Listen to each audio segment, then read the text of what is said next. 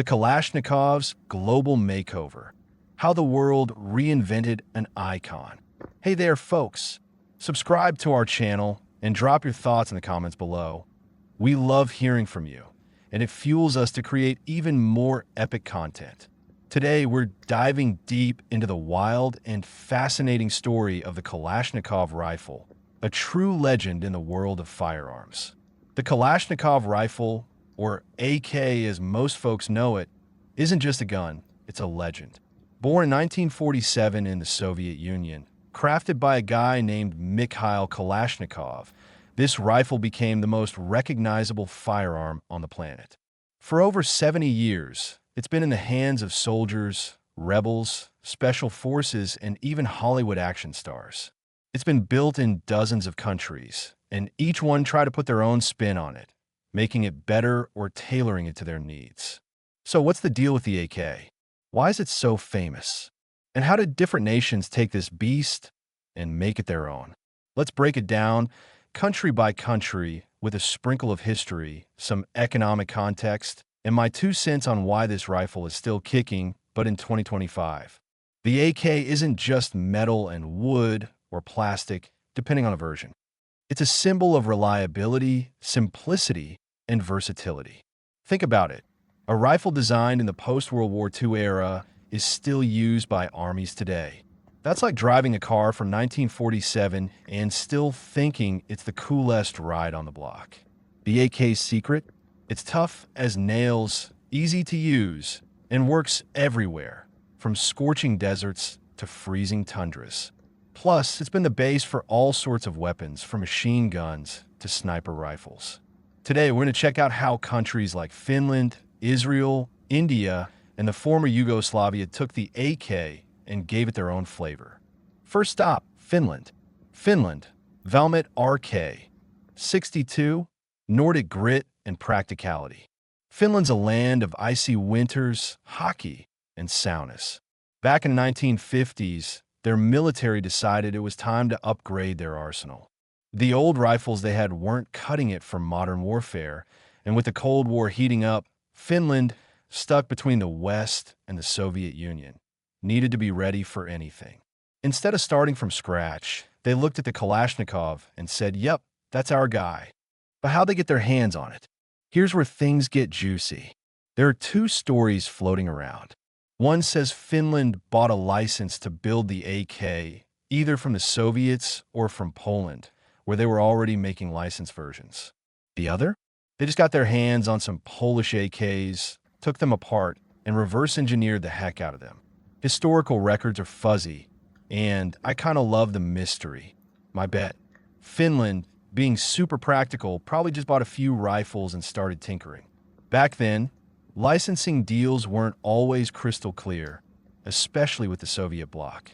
Either way, in 1962, the Finnish army rolled out the Valmet RK. 62. What do the Finns change? At its core, the RK. 62 is an AK through and through. Same guts, same 7.62 by 39mm ammo. But on the outside, the Finns gave a Nordic makeover. Instead of the classic wooden stock, they went with a simple metal tube with a shoulder rest. Sounds odd, but it's genius. That tube stock is lighter, cheaper to make, and won't crack in Finland's brutal winters. They swapped the wooden handguard for plastic, a cutting-edge choice back then, since plastic doesn't rot or warp in wet conditions. Oh, and they left the top of the gas tube open, maybe to simplify the design or keep things cool. The coolest changes were to the sights. The Finns moved the front sight closer to the gas block and shifted the rear sight to the receiver cover, making it a diopter-style sight.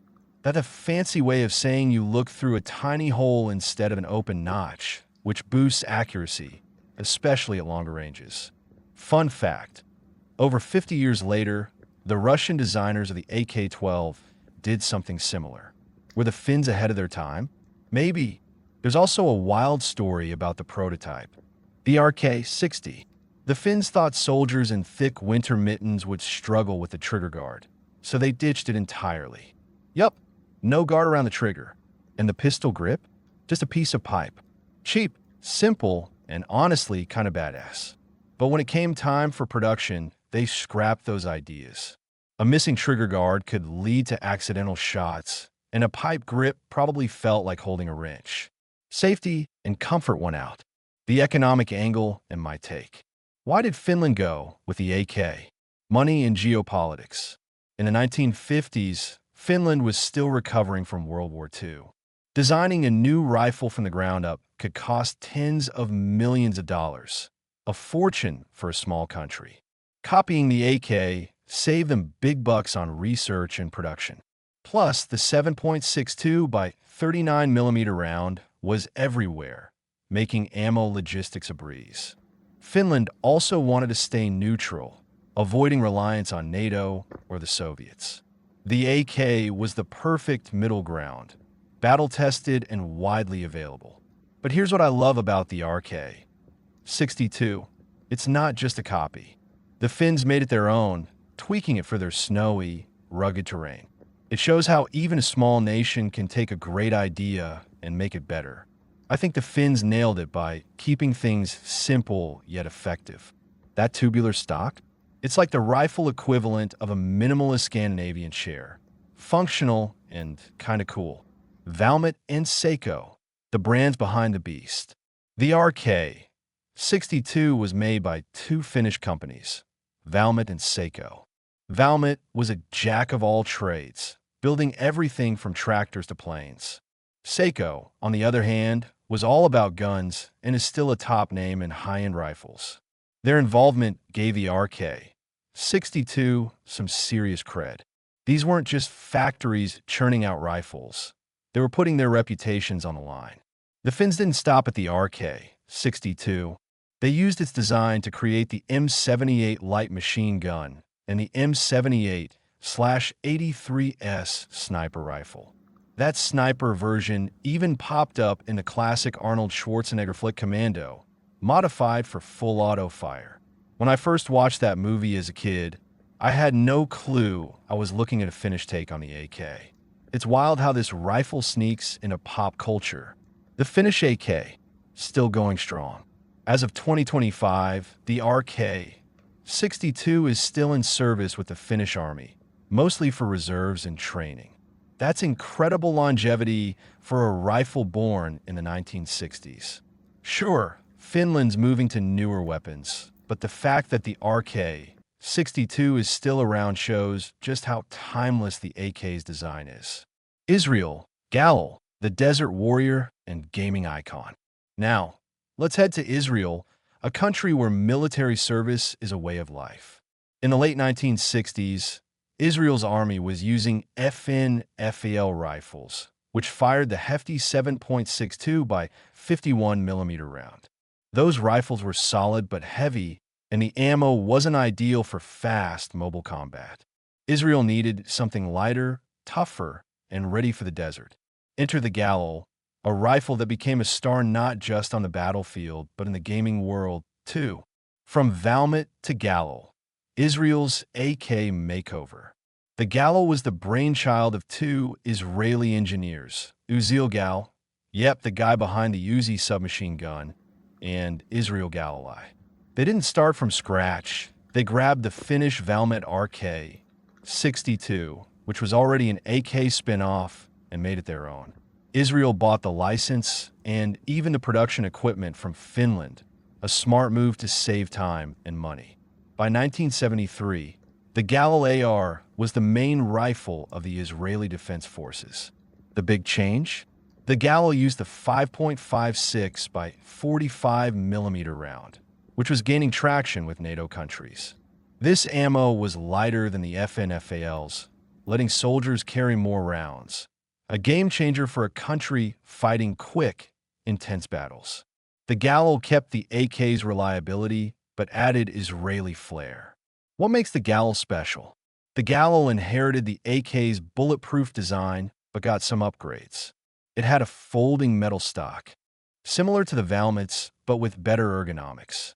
The Galil ARM version came with bipods, turning into a light machine gun when needed. Plus, it had a carrying handle perfect for the scorching desert where metal could burn your hands. Israel also made a short-barrel Galil SAR for paratroopers and tank crews, and a sniper version, the Galil Sniper, for precision shots. Gamers might know the Galil best from Counter-Strike 1.6, where it was called the IDF Defender. Here's the funny part. In the game, only the terrorists could buy it, even though it was an Israeli military weapon. Talk about irony. That distinctive rat-tat-tat sound in the game still gives me nostalgia. The economics and legacy.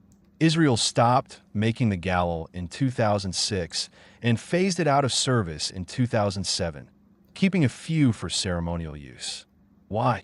Newer rifles like the Taver were lighter and more modern, and maintaining old weapons gets pricey. Experts estimate that keeping an outdated rifle in service can cost millions annually. Israel sold the Galil's production equipment and license to Colombia, which still uses it today. That was a slick move, turning old gear into cash.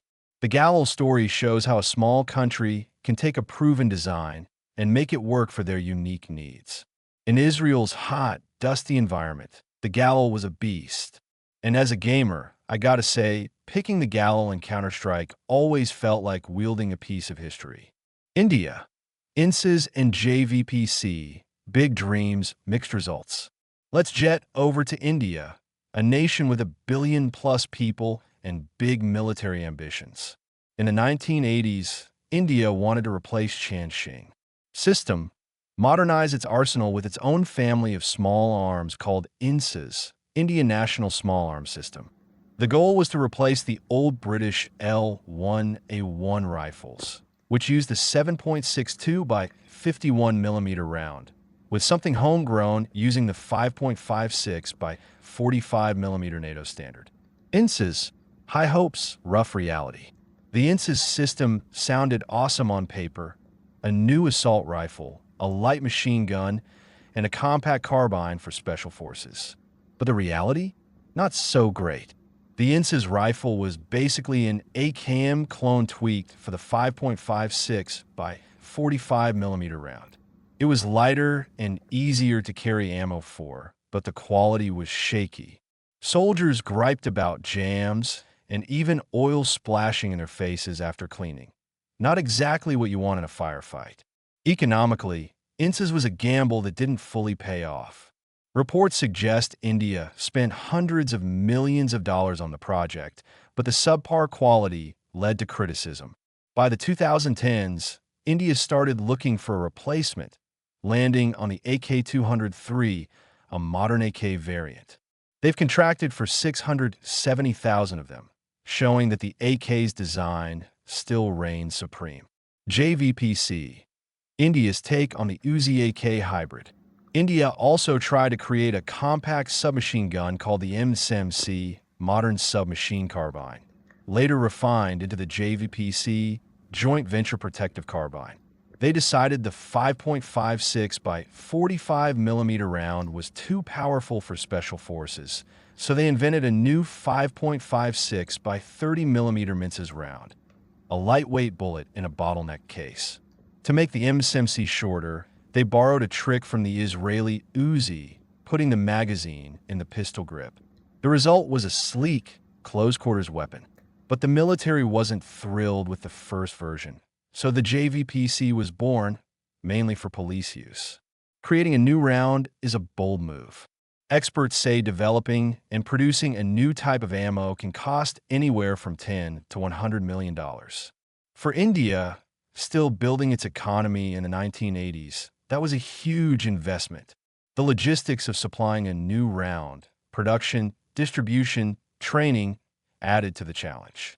In the end, India leaned back on the AK, proving its staying power. My thoughts on India's efforts. India's INSS project was ambitious, but ambition isn't enough without top-notch execution. The quality issues were a bummer, but I respect India's drive to create something original. The JVPC, with its unique ammo and Uzi-inspired design, is a cool concept. It's a shame it didn't catch on with the army, but it's a bold step toward innovation. Yugoslavia, Zastava, the Balkan AK vibe. Let's wrap up in the former Yugoslavia, a region full of grit and independence. Despite being a socialist state, Yugoslavia kept its distance from the Soviet Union, wanting its own weapons. Naturally, they turned to the AK, Zastava M70, the Rogue AK. The Zastava M70, Yugoslavia's first AK clone, has a wild origin story. Rumor has it two Albanian border guards defected to Yugoslavia with their AKs, and then Yugoslav leader Josip Broz Tito scored 2,000 used AKs through his shady connections. They took those rifles apart and built the M70. It was a rugged, reliable rifle with a Balkan twist. Zastava M92, short and powerful. In 1992, Yugoslavia unveiled the Zastava M92, a compact AK hybrid that looked like a mix of the AKMS and AKS-74U. It used the powerful 7.62 by 39mm round, which seems odd for a short-barreled gun. Why make such a beast? Maybe for special forces needing a compact yet hard-hitting weapon, or for countries with lots of 7.62 by 39mm ammo but tight budgets. Back in 1985, Yugoslavia made the Zastava M85, a compact AK clone using the 5.56 by 45mm round, aligning with Western trends.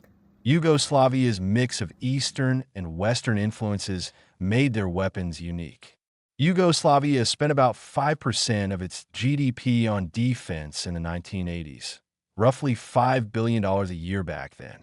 Building their own AK clones saved them from pricey imports. After Yugoslavia's breakup, the Zastava factory kept churning out rifles, and they're still used in the region today. The Kalashnikov isn't just a rifle. It's a global icon that's outlasted empires, wars, and trends. Finland, Israel, India, and Yugoslavia each took the AK and made it their own, from plastic handguards to new ammo types. Yet the core of the AK, its reliability, simplicity, and versatility, never changed. It thrives in Finland's snow, Israel's deserts, India's dust, and Yugoslavia's mountains. What blows my mind is how the AK adapts to any environment. It's the ultimate survivor, and even its knockoffs carry that spirit. Whether it's the Valmet's Nordic tweaks or the Galil's gaming fame, the AK's legacy is unstoppable. Call to action. Hit that subscribe button and join the conversation. What's your favorite AK variant and why? Drop a comment and let's geek out over this legendary rifle together.